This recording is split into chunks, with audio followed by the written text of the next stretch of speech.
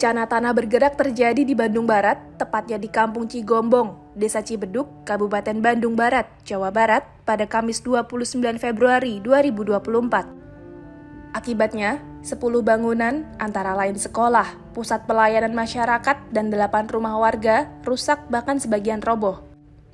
Badan Penanggulangan Bencana Daerah Jawa Barat juga telah menetapkan kawasan di RT 3 RW 13 Desa Cibeduk sebagai zona merah pergerakan tanah dan meminta warga untuk mengungsi. Salah satu bangunan yang rusak, yakni SDN 1 Babakan Talang di Kampung Cigombong. Sekolah itu ambruk usai diterjang pergerakan tanah sejak sepekan terakhir. Kepala SDN 1 Babakan Talang, Iis Dida Nurjanah, mengatakan mulanya retakan terlihat di lapangan upacara pada 19 Februari 2024. Iis bilang, retakan tanah pun semakin hari kian membesar.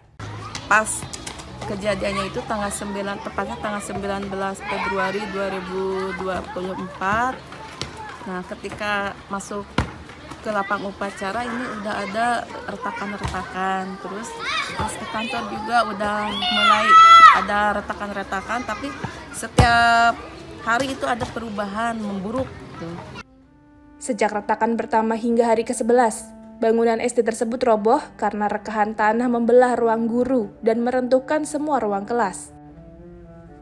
Jika dilihat, retakan paling parah berada di area lapangan, yang biasa dijadikan tempat pelaksanaan upacara.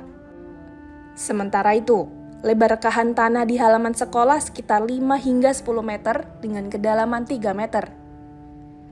Iis menyebut saat ini proses belajar mengajar sempat dilakukan secara daring sebelum dipindahkan ke MTS Al-Ikhlas Babakan Talang. Di sisi lain, Kepala Bidang Kedaruratan dan Logistik BPBD Jawa Barat, Bambang Imanuddin menjelaskan bahwa berdasarkan asesmen di lapangan, pergerakan tanah terjadi dalam jangka waktu yang rapat, sehingga harus diantisipasi. Menurut Bambang, lahan di lokasi kejadian cukup mengkhawatirkan dan tidak layak huni untuk sementara waktu. Bambang juga khawatir ancaman hujan bisa semakin memperburuk kondisi di lokasi. Secara kasat mata, kontur tanah di lokasi tersebut merupakan tanah labil, sehingga ketika air hujan dengan volume tertentu meresap ke dalam lapisan tanah, maka bisa terjadi pergeseran.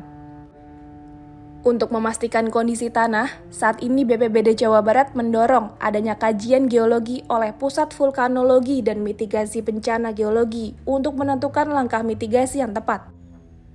Sementara itu, BPBD Jabar meletakkan fokus pada upaya penyelamatan dan meminimalkan jatuhnya korban jiwa dengan merelokasi 192 warga ke posko kebencanaan.